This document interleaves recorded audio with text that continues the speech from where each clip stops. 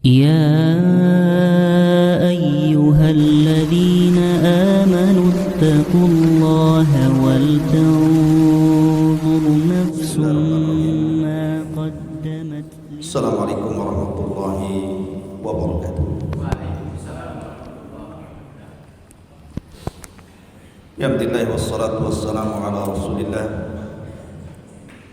wa ala alihi wa sahbihi wa mawala wa la hawla wa la quwwata illa billahi wa ba'd. Hadirin dan hadirat yang dimuliakan Allah Subhanahu wa taala. Alhamdulillah di malam hari ini kembali kita bisa duduk untuk thalabul ilmi di masjid yang sangat mulia ini. Salawat dan salam tak lupa kita hadiahkan kepada Rasulullah Muhammad sallallahu alaihi wasallam. Allahumma salli ala sayyidina Muhammad.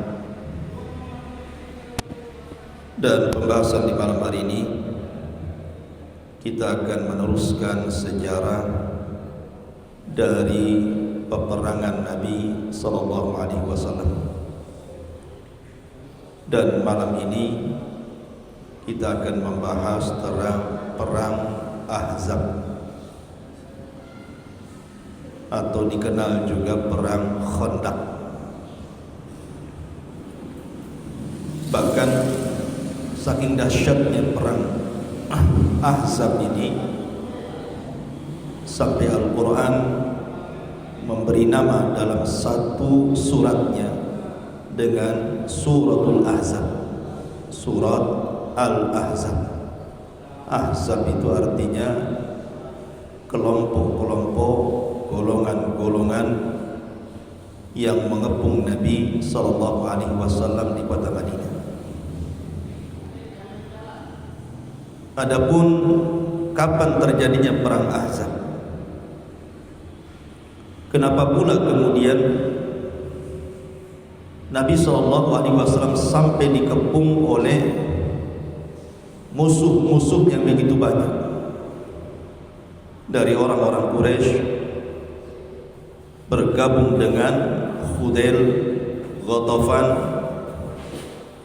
kemudian juga orang-orang Yahudi yang berkhianat, bahkan orang-orang munafik yang juga berkhianat.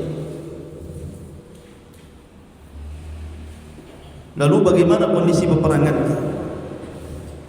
Apakah kaum muslimin kalah ataukah menang? Kemudian bagaimana pula dengan nasib orang-orang Yahudi setelah peperangan Ahzab ini? Inilah yang kita akan bahas di malam hari ini. Bagaimana kisah tentang perang Ahzab ini? Ma'asyiral muslimin yang dimuliakan Allah Subhanahu wa taala, perang Ahzab ini terjadi di bulan Syawal pada tahun keempat Hijriah. Artinya Nabi SAW sudah menetap 4 tahun di kota Madinah. Ada juga yang mengatakan perang Ahzab itu terjadi 10 bulan dan 5 hari pasca hijrah Nabi sallallahu alaihi wasallam.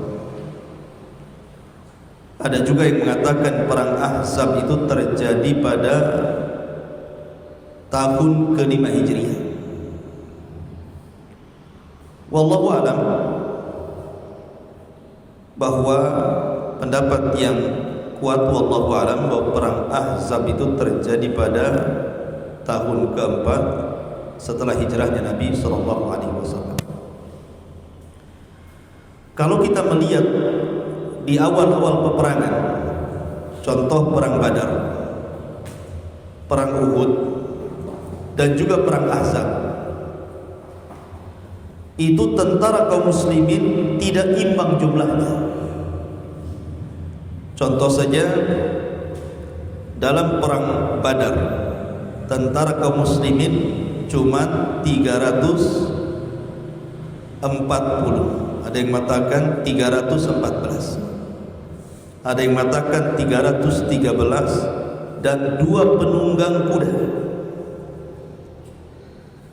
Sementara lawan pasukannya sampai 1000 dengan 100 penunggang kuda, dan ada yang mengatakan 200 penunggang kuda.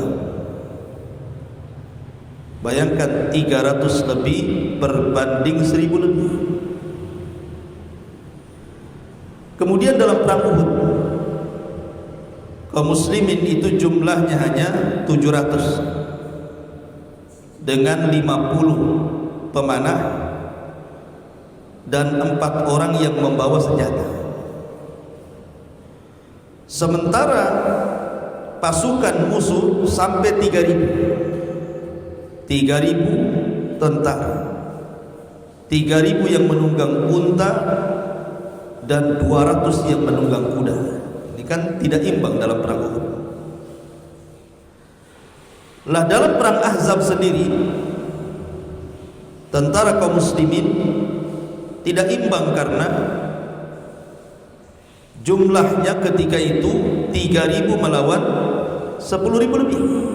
Jadi tentara kaum muslim itu cuma 3000 saja. Sementara tentara lawan itu 10.000. 10.000 ini musuh dari luar. Maksudnya orang-orang Quraisy yang berkoalisi dengan Ghatafan, yang berkoalisi dengan Hudzail, dan beberapa kabilah kecil. Belum lagi orang-orang Yahudi yang berkhianat dari 2 kabilah besar yang disebut dengan Quraidah dan Nadir, berkhianat. Belum lagi orang-orang munafik yang di dalamnya. Jadi kalau di total itu sudah ribuan tuh, belasan ribu tuh. Sehingga wajar Allah Subhanahu wa ta'ala sampai menggambarkan bagaimana kondisi peperangan Ahzab ini yang menakutkan.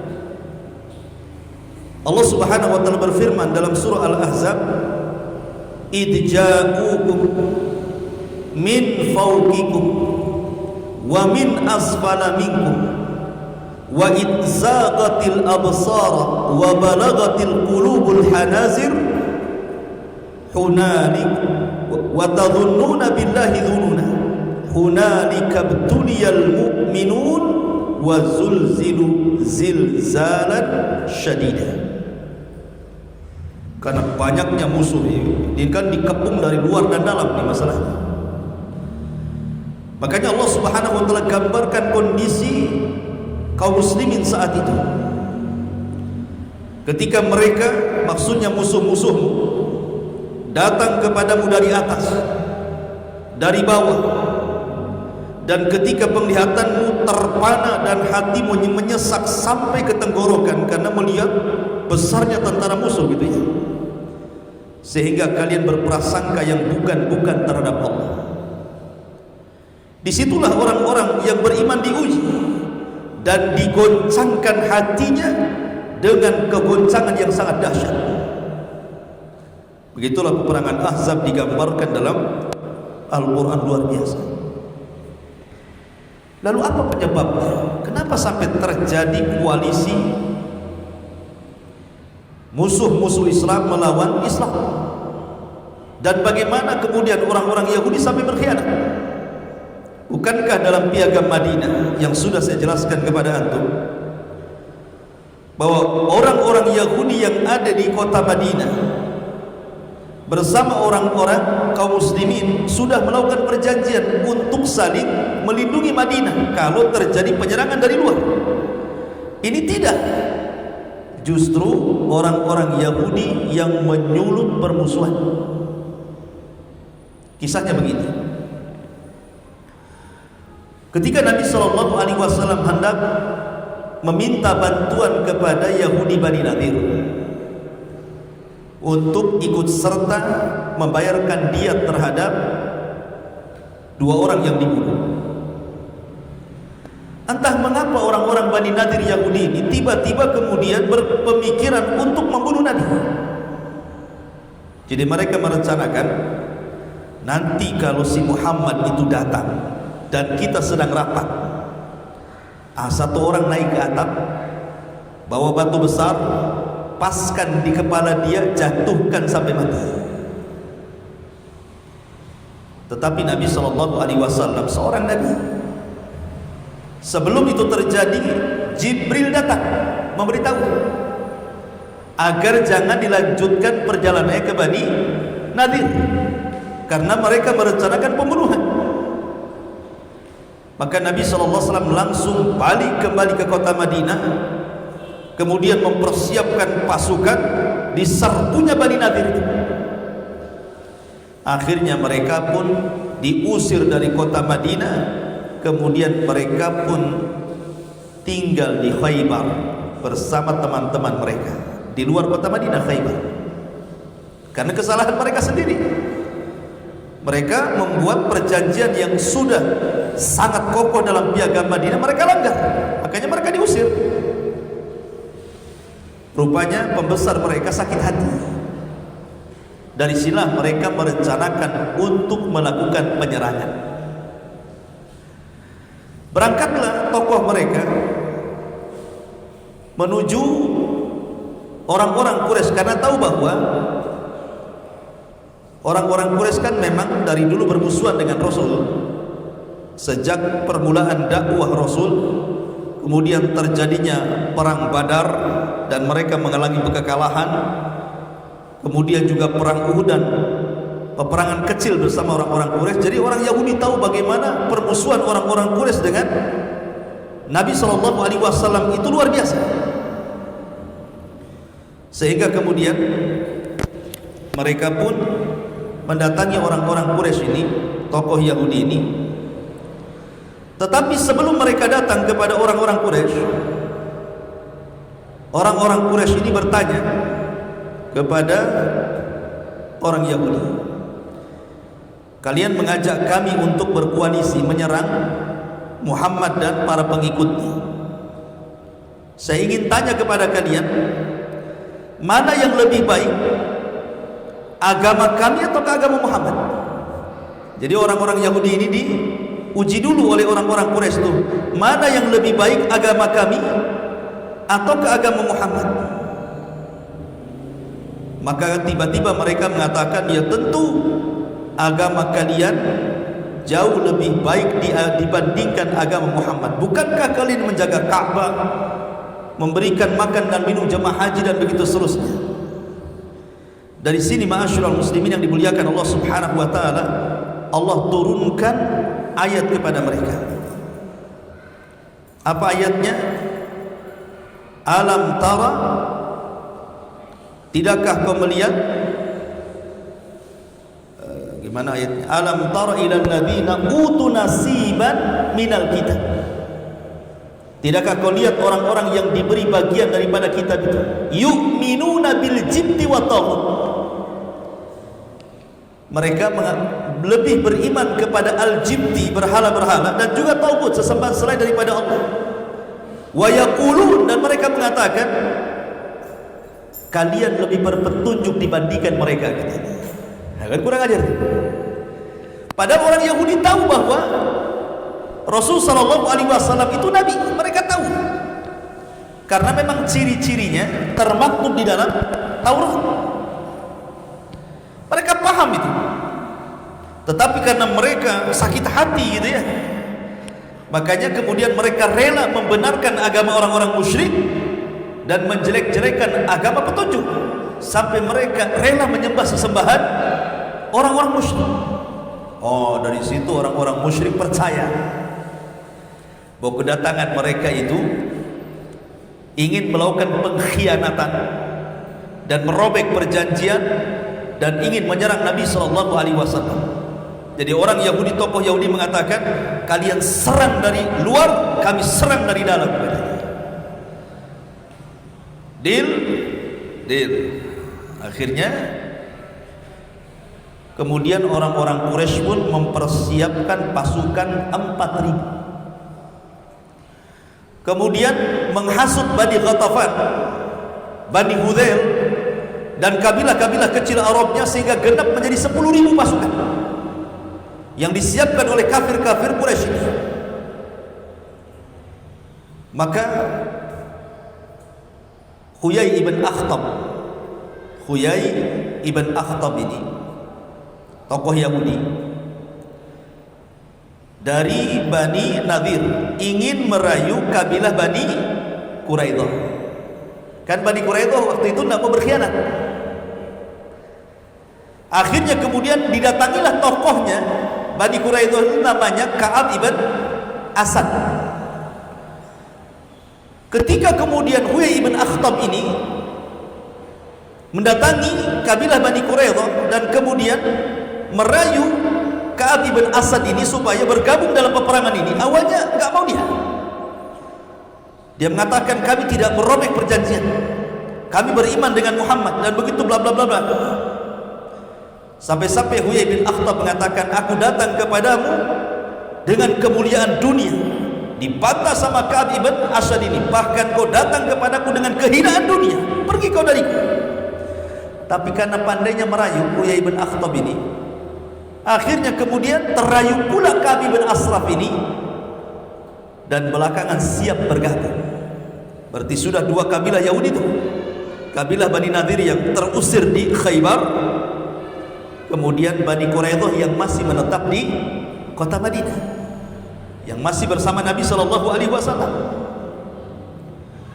Kemudian mata-mata Nabi SAW menginformasikan kepada Rasul bahwa ada pergerakan pasukan besar yang akan menyerang Madinah, dan tercium bau pengkhianatan dari orang Yahudi. Dipanggillah tokoh-tokoh Islam dari Khazraj dan Aus, Sa'd bin Mu'adz dan Sa'ad ibn Ubadah dan Abdullah ibn Rawahah. Ini tokoh-tokoh hebatnya Ansar. Kemudian Nabi SAW mengatakan, wahai Sa'ad ibn Ubadah, Sa'ad ibn Rabi, dan engkau wahai Abdullah ibn Rawahah, coba kau lihat kondisi orang-orang Yahudi, telah sampai kepadaku bau pengkhianatan. Kau ceklah orang-orang Yahudi itu. Kalau memang tidak benar ini hanya hoax saja, maka kalian berkhutbahlah di hadapan orang-orang Madinah bahwa Yahudi mereka masih baik, Yahudi mereka masih memegang perjanjian dengan kita. Maka berangkatlah tiga tokoh ini menemui orang Yahudi. Rupanya ketika ditanya, mereka pun mencela Rasul sallallahu alaihi wasallam. Kemudian mereka mengatakan, sebentar lagi dia akan membunuh kalian. Oh, dari situ mereka mengetahui betul-betul ini bukan berita hoax, tetapi memang sudah terjadi pengkhianatan di sini. Ma'asyiral muslimin yang dimuliakan Allah Subhanahu wa taala. Maka Nabi SAW setelah kemudian memperkirakan pasukan yang cukup besar, macam mana 3.000 melawan 10.000? 10.000 ini orang-orang musyrik saja, belum Yahudi, belum munafik. Maka Nabi SAW mengundang para sahabat senior. Ya, salah satunya tokoh-tokoh Ansar seperti tadi yang saya sebutkan, ada Sa'ad ibn Rabi, tokoh daripada Aus, kemudian Sa'ad ibn Ubadah, tokoh daripada Khazraj, dan sahabat-sahabat yang lainnya. Kemudian Nabi SAW punya ide ketika itu, bagaimana kalau seandainya kita melakukan islah saja, kita berdamai saja dengan Ghatafan itu, dengan cara kita berikan separuh hasil kurma Madinah kepada mereka, agar mereka jangan terlibat dalam peperangan. Oh, marah para pembesar Ansar ini dan mengatakan, ya Rasulullah, dulu kami waktu belum dapat Islam masih musyrik. Orang-orang Ghatafan itu mereka tidak bisa mengambil satu butir kurma Madinah kecuali dengan membeli atau karena mereka menjadi tamu. Sekarang kami sudah dapat hidayah di atas Islam, kemudian kami memberikan separuh keuntungan kurma kepada mereka. Oh, tidak bisa, kata orang-orang Ansar. Ya Rasulullah, ini idemu ataukah wahyu dari Allah? Kata Rasul, tidak, ini ideku saja. Berarti harus dibedakan pendapatnya Rasul dengan wahyu. Akhirnya kemudian Nabi SAW mengikuti sarannya orang-orang Ansar. Ketika itu Nabi SAW memanggil semua para sahabat, kemudian kira-kira strategis perang yang akan kita gunakan itu seperti apa? Sahabat ini berpendapat seperti ini, sahabat ini berpendapat seperti itu. Tiba-tiba Salman Al-Farisi muncul. Salman Al-Farisi, takjub kalau antum mendengar kisah Salman Al-Farisi, luar biasa dalam mencari hidayah itu. Bayangkan dia harus berpindah-pindah dari satu negara ke negara berikutnya hanya ingin mencari hidayah. Dari awalnya Majusi, kemudian masuk Nasrani, kemudian ditawan oleh dibeli oleh jadi budaknya Yahudi, sampai belakangan menjadi Islam. Dari Asfahan Iran sampai ke Amuria, sampai ke Turki, sampai akhirnya ke Madinah. Itu ya. Berapa negara dilewati Salman Al-Farisi. Dan dia orang kaya, bapaknya pemimpin kaum. Artinya dari segi dunia Salman sudah berkecukupan, tapi demi hidayah dia tinggalkan dunia. Kata Salman Al-Farisi, ya Rasulullah, kalau dalam kondisi seperti ini di negara kami, Persia sana, biasanya kami membuat parit. Karena begini ikhwan, gambaran Madinah ya. Di sini bukit, belakang hutan kurma. Gak mungkin orang lewat dari samping kiri, samping kanan atau belakang. Hanya memungkinkan lewat dari depan. Itu bayangan kota Madinah. Sehingga kalau kita buat parit di depan, kata Salman, maka musuh akan menyulitkan untuk masuk ke dalam kota. Karena masalahnya diapit dua bukit, belakangnya hutan belantara, hutan kurma, kebun. Jadi memungkinkan dari depan saja. Maka Nabi SAW mengikuti idenya siapa? Salman Al-Farisi radhiyallahu anhu. Subhanallah. Para sahabat tidak pernah melakukan perbuatan seperti ini, menggali parit itu tidak pernah mereka. Apalagi bukan parit kecil, bukan antum buat parit buat spiteng, bukan. Ya. Ini parit besar, parit dalam, parit panjang, parit lebar gitu ya. Karena supaya musuh itu jangan sampai masuk, terutama para penunggang kuda. Sehingga harus lebar, kan kuda ini kan kalau meloncat kan jauh tuh. Kalau nggak lebar gimana kan? Terloncat tidak parit itu. Sehingga harus lebar, dalam gitu ya. Berhari-hari Nabi SAW siang malam bersama para sahabat menggali parit itu. Dan itu di waktu yang sangat dingin, sampai lapar ya kawan. Cuaca dingin, lapar kan kalau cuaca dingin. Apalagi ini hujan 2 hari berturut-turut kan. Perut ini kan kerbak-kerbuk saja ya. Maunya bakso, mie ayam gitu. Nasi goreng gitu kan itu ya.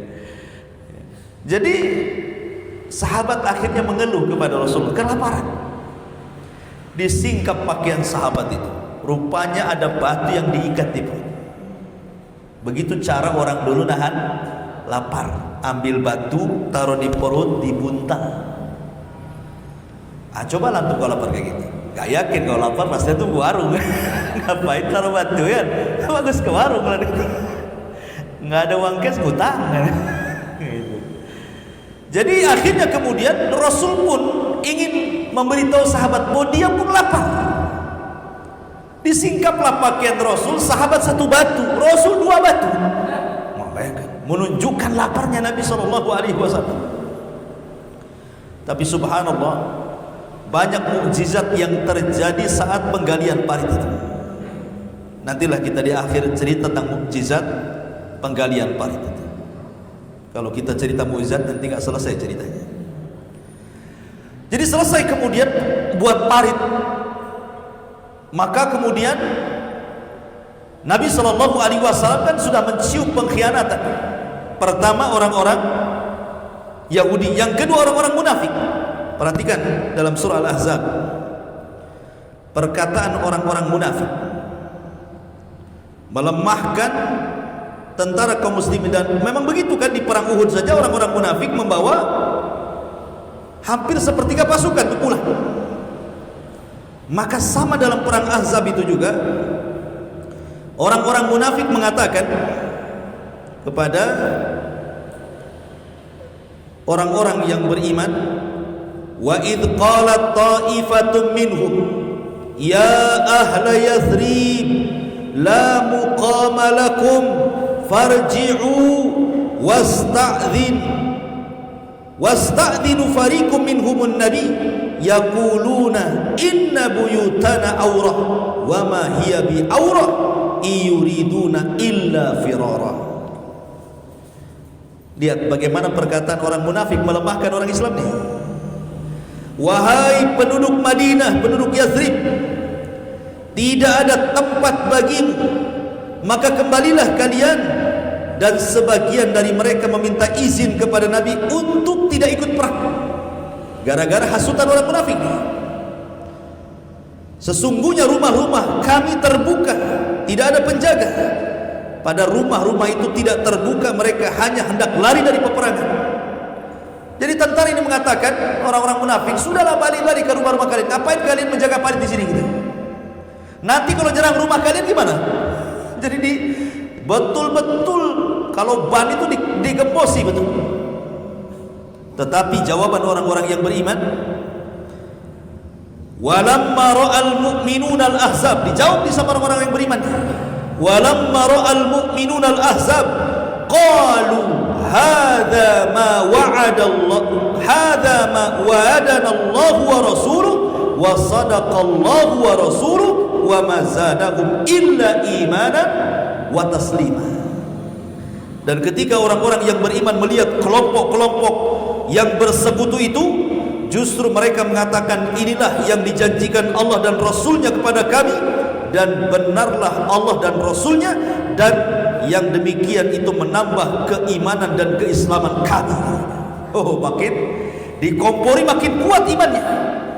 Itulah para sahabat Nabi SAW, tidak tergoyahkan keimanannya. Walaupun bagaimanapun mereka sudah manusiawi, sahabat itu ada rasa takut manusiawi kan, sebagaimana ayat yang pertama saya jelaskan, sampai menyesakkan dada mereka saking takutnya itu. Jadi wajar kalau seandainya kemudian mereka ketakutan, apalagi mereka sudah terkepung 1 bulan ya kawan. Bayangkan diboikot 1 bulan gak ada makanan, mereka hanya makan ala kadarnya. Makanya banyak mukjizat soal makanan yang berkah di perang Ahzab ini, karena mereka nggak ada makanan. Sampai-sampai Jabir bin Abdillah itu pernah mengundang Rasul, maksudnya khusus untuk Rasul saja makan itu. Tiba-tiba Rasul meminta sahabat untuk ikut masuk ke rumahnya. Bingunglah Jabir ini, kan itu makanan untuk 1 orang, 1 pasukan pula dimasukkan ke rumahnya. Tapi subhanallah semuanya makan. Betul kan? Barokah, mukjizat Nabi SAW. Lah, ketika itu saat kaum muslimin sedang bingung, datanglah orang Yahudi yang menyembunyikan keislamannya. Namanya Nu'aim ibn Mas'ud. Dia Yahudi, tetapi menyembunyikan keislamannya. Dia datang kepada Nabi SAW, ya Rasulullah, saya Yahudi. Orang-orang Quraidah, orang-orang Nadir, mereka tidak tahu saya sudah masuk Islam. Bagaimana kalau engkau utus aku, akan ku adu domba orang-orang ini. Kata Nabi SAW, silakan. Kenapa dibolehkan mengadu domba dalam peperangan? Karena al-harbu kaid, peperangan itu tipu daya, yang penting menang. Nggak ada jujur-jujuran peperangan itu. Mau nipu, mau bohong, terserah. Yang penting intinya menang. Makanya Rasul mengatakan al-harbu kaidun, peperangan itu tipu daya.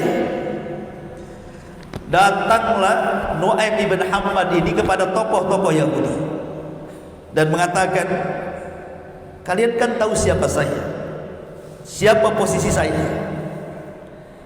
siapa kedudukan saya.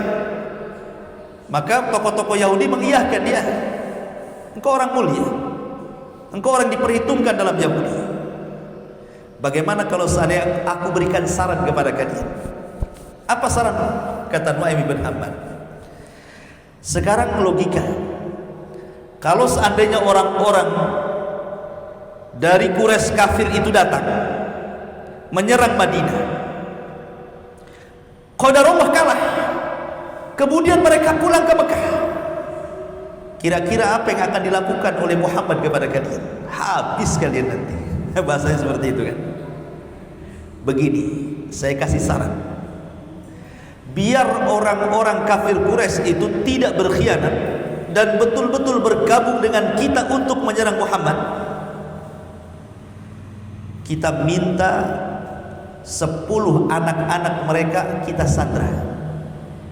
Kalau mereka berkhianat, tiba-tiba mereka meninggalkan Madinah, kita bunuh yang 10 anak-anak mereka ini. Dan saya yakin kalau mereka mendengar anak-anak mereka akan dibantai, mereka pasti tidak akan berkhianat. Oh, betul juga katanya. Kalau gitu kita sandra saja 10 anak mereka sampai betul-betul memang kita perang bersama mereka dan menang dalam peperangan. Baru kita kembalikan anak-anak mereka. Habis itu Nuaim Ibn Mas'ud sudah menemui orang Yahudi. Mereka datang ke orang-orang musyrik, datang kepada tokoh-tokoh orang-orang Quraisy dan mengatakan begini, kamu tahu siapa saya? Ya, engkau orang Yahudi. Kalau seandainya aku bicara dengan kalian, kalian percaya? Ya, kami percaya karena engkau sekutu kami sekarang. Begini, saya dapat desas-desus bahwa orang Yahudi itu sebenarnya dia akan mengkhianati perjanjian dengan kalian. Sebentar lagi mereka akan meminta 10 anak kalian dan akan diserahkan kepada Muhammad dan akan dibunuhnya katanya. Gitu ya. Dia adu domba tuh sama siapa ini? Nuaim bin Mas'ud ini. Akhirnya apa? Betul.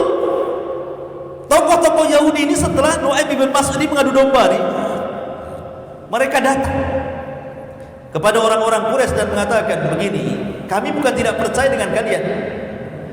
Kalau seandainya kalian menyerang Madinah, tiba-tiba kalian meninggalkan kami, habislah kami di tangan Muhammad.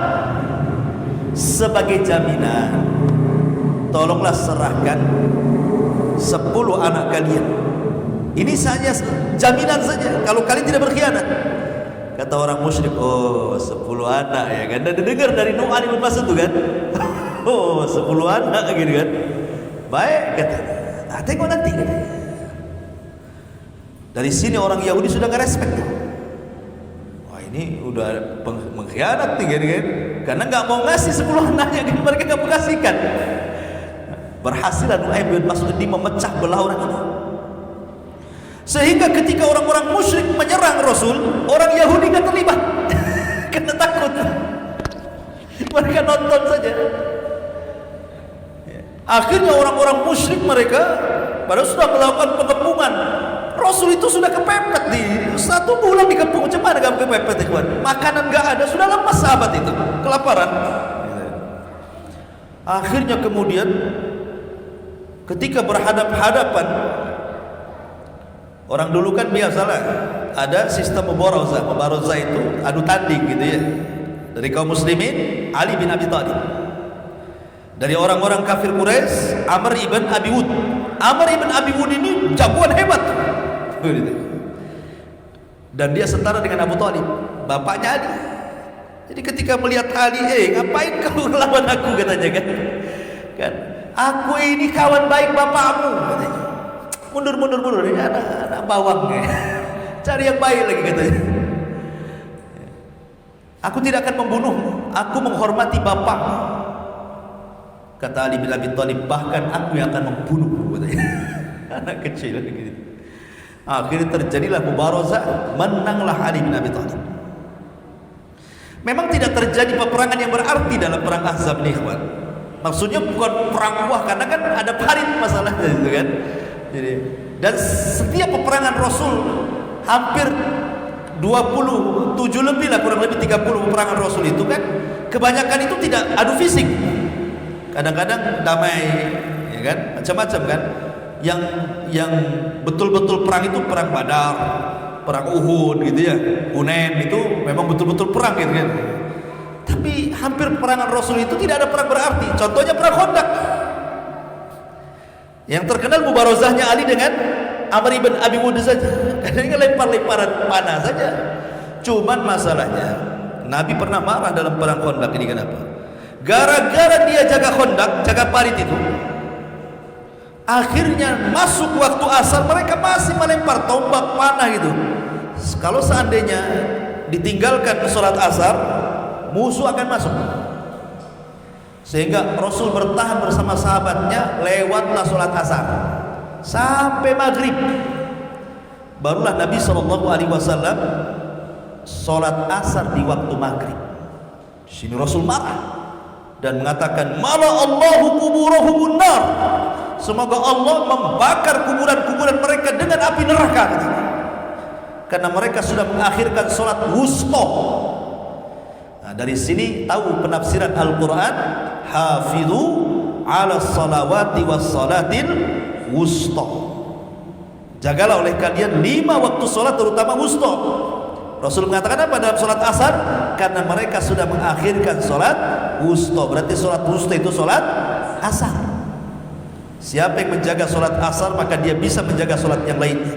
Siapa yang meremehkan sholat asar, maka dia akan meremehkan sholat yang lain. Itulah sholat wusta. Rasul marah gitu. Jadi kan malam hari berhenti perang, karena memang cuacanya dingin, ekstrim sekali dinginnya. Mereka hanya perang itu di waktu siang saja, malam istirahat. Jadi orang-orang musyrik kembali ke kemah-kemah mereka.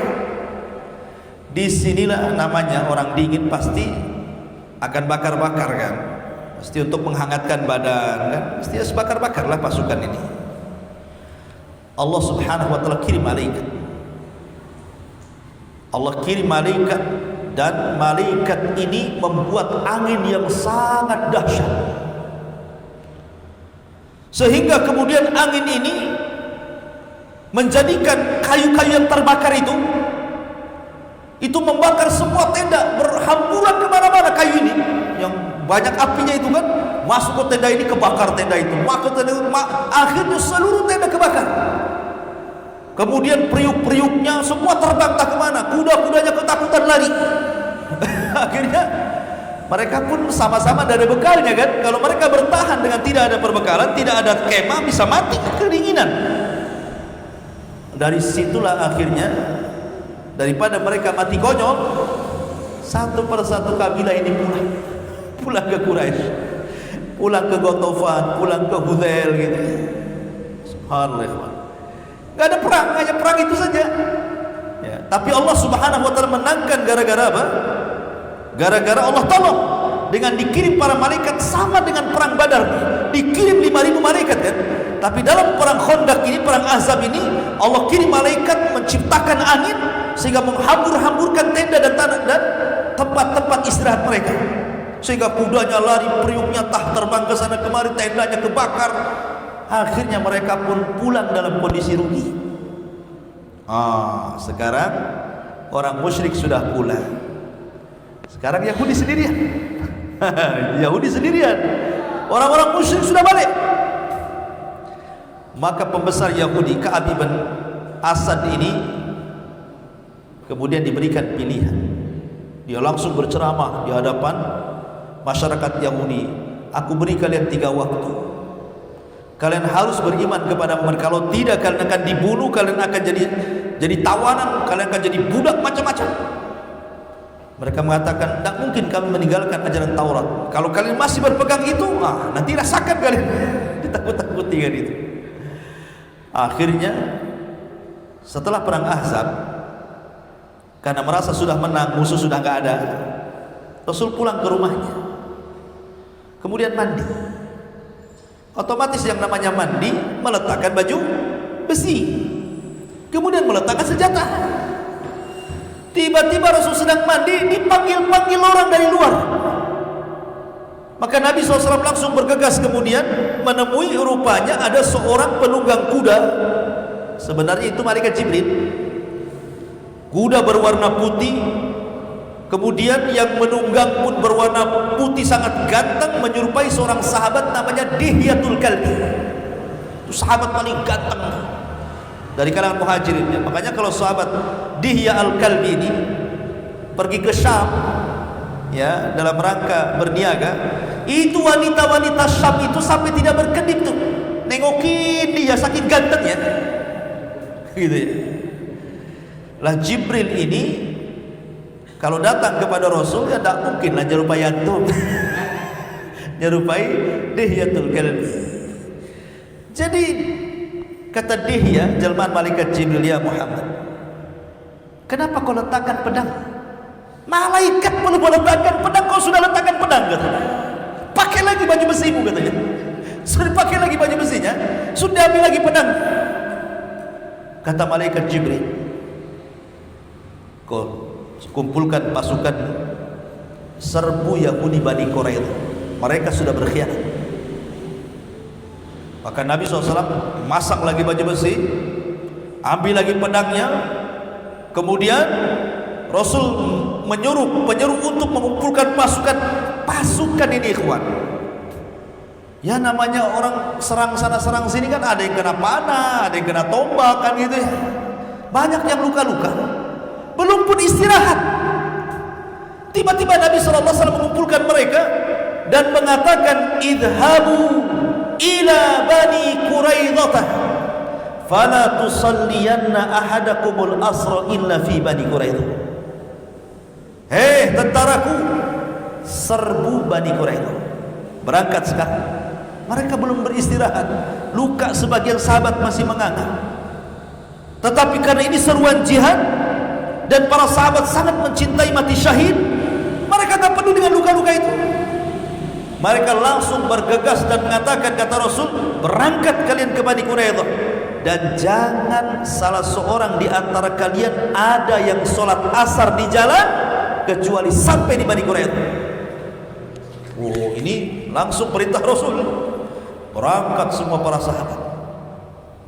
Tapi Allah takdirkan, belum sampai Bani Quraidah, datang waktu asar. Datang waktu asar nih. Sementara pesan Rasul apa? Jangan kalian sholat asar kecuali sampai di Bani Quraidah, kan begitu. Allah takdirkan belum sampai Bani Quraidah, datang waktu asar, berselisih para sahabat. Akhirnya sebagian sahabat beristihad sholat asar, baru kita melanjutkan perjalanan karena itu sudah masuk waktu. Sahabat yang lain tidak, kami tidak akan sholat asar. Sebagian para ulama ada yang memahami kalimat idhabu ila Bani Quraidah, yang dikehendaki Rasul itu bukan masalah sholat asarnya, maksudnya biar kalian cepat sampai di Bani Quraidah, itu maksudnya. Tapi para sahabat beristihad. Lah salah satu yang keras dalam bab ini Al-Imam Ibnu Hazm sampai mengatakan, kalau aku dalam pasukan itu, aku tidak akan sholat asar di jalan, aku akan sholat asar di Bani Quraidah, karena Rasul mengatakan seperti itu. Maka orang yang tidak sholat asar di jalan, rupanya ketika sampai di Bani Quraidah waktu maghrib, mereka sholat asar di waktu maghrib. Kemudian mereka pun mengepung Bani Quraidah, dan pembesarnya ketakutan, Huyai bin Akhtab, akhirnya menyerah kepada tentara Nabi SAW. Maka Nabi SAW ketika berhasil kemudian mengepung Bani Quraidah dan mereka menyerah semuanya kepada kaum muslimin, maka kemudian datanglah orang-orang Ansar dari kalangan Khazraj dan Aus dan mengatakan, ya Rasulullah, sebagaimana Aus, keputusan mereka di tangan seorang munafik namanya Abdullah ibn Ubay bin Salul, maka serahkanlah Bani Quraidah kepada, karena Bani Qunaiqah dulu itu bergabung dengan Aus, Bani Quraidah bergabung dengan Khazraj, dan kepala Khazraj itu siapa? Sa'ad bin Mu'adz. Kata Sa'ad bin Mu'adz, ya Rasulullah, serahkan hukuman Bani Quraidah kepadaku, karena mereka adalah koalisiku, kami dulu waktu orang-orang musyrik. Kata Rasul, baik. Ketika itu Sa'ad bin Mu'adz, Sa'ad ibn Mu'adz, Sa'ad bin Mu'adz ini terluka dalam peperangan ini, terluka dia. Datang bawa kuda. Dia mengatakan, ya Rasul, izinkan aku memutuskan kepada mereka. Kata Rasul, silakan. Kata Sa'ad bin Mu'adz, aku menginginkan semua laki-laki Bani Quraidah bunuh. Laki-laki dibunuh, adapun wanita dan anak-anak ditawan jadi budak. Apa kata Rasul? Hakamta bi syariatillah ya Mu'ad. Engkau telah berhukum dengan syariat Allah, katanya. Maka karena Sa'ad bin Mu'ad menghendaki seperti itu, semua dibunuh. Wanita dan anak-anaknya ditawan. Salah satu yang tertawan siapa? Safiyah. Safiyah, anak daripada pembesar Bani Quraisyah Huyai bin Akhtab. Kemudian dia pun ingin memerdekakan dirinya, maka Rasul memerdekakan. Akhirnya Rasul menikahi Safiyah, dan dia salah satu daripada Ummul Mukminin Safiyah bintu Huyai ibn Akhtab. Bapaknya pengkhianat Yahudi, tapi anaknya kemudian jadi Ummul Mukminin Safiyah. Dan Safiyah itu orang yang pendek tapi cantik. Kalau Hafsah kan gemuk, kemudian rambutnya panjang. Kalau istri antum gemuk, itu kayak Hafsah. Kalau pendek kayak Safiyah, kalau tinggi kayak Aisyah, gitu maksudnya. Ma'asyiral muslimin yang dimuliakan Allah Azza wa Jalla. Lah, setelah itu kemudian semua dihukum. Semua wanita ditawan. Maka Nabi SAW berhasil menumpas orang-orang Yahudi. Bukan salah Islam, tapi salah mereka, karena mereka melanggar perjanjian. Coba kalau mereka tidak melanggar perjanjian, mereka bisa hidup tenang kan di Madinah, ya, bersama Nabi SAW. Karena Islam itu bukan agama radikal, bukan agama sadis, bukan agama teroris, tidak. Ya, tidak sebagaimana prasangka orang-orang terhadap Islam.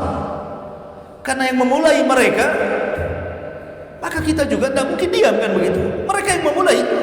Kullama ahadu ahdan nabadha fariqum minhum. Setiap mereka orang-orang Yahudi membuat perjanjian, pasti mereka akan berkhianat. Dan hukuman bagi orang-orang yang merusak, maka Allah Subhanahu wa taala firmankan di dalam Al-Qur'an, innama jazaa'ul ladzina yuharibuna Allah wa rasulah. Sesungguhnya balasan orang-orang yang mereka memusuhi Allah dan Rasulnya, maka mereka boleh, karena kebijakan pemerintah, boleh mereka dibunuh. Ya.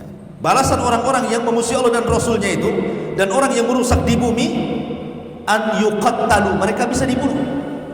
Makanya kenapa Rasul memuji Sa'ad bin Mu'ad dan mengatakan hakamta bi syariatillah, kau telah berhukum dengan syariat Allah. Karena Allah yang mengatakan innama jazaa'ul ladzina yuharibuna Allah wa rasul wa yas'auna fil ardi fasadan an yuqattalu. Balasan orang-orang yang musuh Allah dan Rasulnya dan merusak di bumi boleh dibunuh. Tapi Sa'ad bin Mu'ad usianya tidak panjang, dia mati muda akibat lukanya itu. Setelah berhukum dengan hukum kepada Bani Quraisyah, dia pun meninggal. Dan Rasul sangat sedih. Bahkan ketika meninggalnya, Rasul menghabarkan 70.000 malaikat turun mengiringi jenazah Sa'ad bin Mu'ad, dan arsy Allah tergoncang. Dan Rasul mengatakan, kalaulah ada orang yang selamat dari himpitan kubur, maka Sa'adlah orangnya. Pujian dari Nabi sallallahu alaihi wasallam. Ma'asyiral muslimin yang dimuliakan Allah Subhanahu wa taala, itulah gambaran sedikit dari perang Ahzab. Wallahu alam. Sudah jam 9 ya, cuaca pun dingin juga ya. Iya, kayaknya lapar juga kita. Mudah-mudahan ada manfaatnya. Subhanallah walhamdulillah, asyhadu an la ilaha illa anta astaghfiruka wa atubu ilaik. Allahu ta'ala alam. Assalamualaikum warahmatullahi wabarakatuh.